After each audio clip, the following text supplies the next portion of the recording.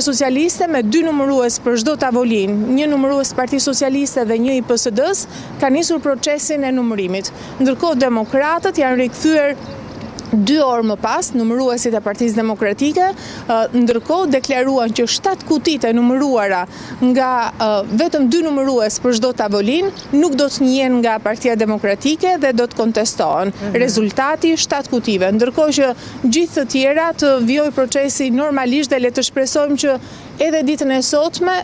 pas shlodhjes që do të kryen të gjithë numëruesit, të rifilloj normalisht procesi deri në numërimin e votës fundit. Ajo që ka qenë karakteristik për qarkun e Fierit në fakt janë të dhënat që vinë nga burgu i Fierit, ku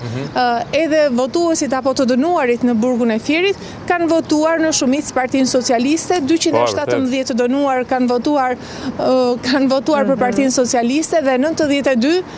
kanë votuar për Partinë Demokratike. Flas për të dënuarit, të cilët ndodhen në këtë institucion që përfshin qarku i Fierit. Qartë. Megjithatë, duke bërë një krahasim në fakt, Ornella, duke qenë se ne kemi shifrat edhe duke krahasuar me vitin 2021, të paktën për 2021 pjesëmarrja e zgjedhësve në qytetin e Fierit ka qenë me 45.35% dhe duke parë që kujtojmë edhe një herë tjetër për numrin e mandateve që janë fituar në atë kohë, Partia Socialiste e Shqipërisë ka fituar 2021 9 mandate, ndërkohë që Partia Demokratike, flasim gjithmonë për aleancën për ndryshim, ka patur 6 mandate. Dhe ndërkohë që jemi duke pritur, dhe kuptohet qartë se si po shkon dhe cila është tendenca apo jo e këtyre zgjedhjeve të 2025-s. Edhe pse këtë vit ka pasur një numër më të ulët votuesish sa i përket procesit votimit, ajo që u vurej ishte që Partia Socialiste u rrit në këto zgjedhje, nga 9 mandate mori 12 mandate,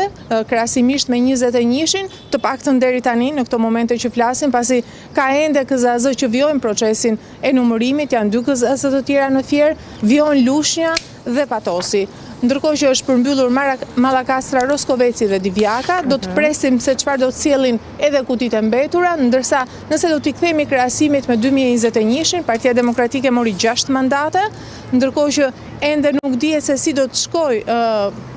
sa i përket rezultateve, sepse me 12 mandate Partia Socialiste ka hyrë në listën e mbyllur të demokratëve duke i marrë një mandat, ndërkohë që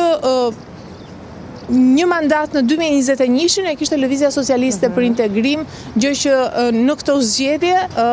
Aleanca për Shqipërinë Madhështore e ka vendosur të 4 në listë, i ka dhënë një mandat Partisë Lirisë apo Partisë Ilir Metës, është një kandidate femër e cila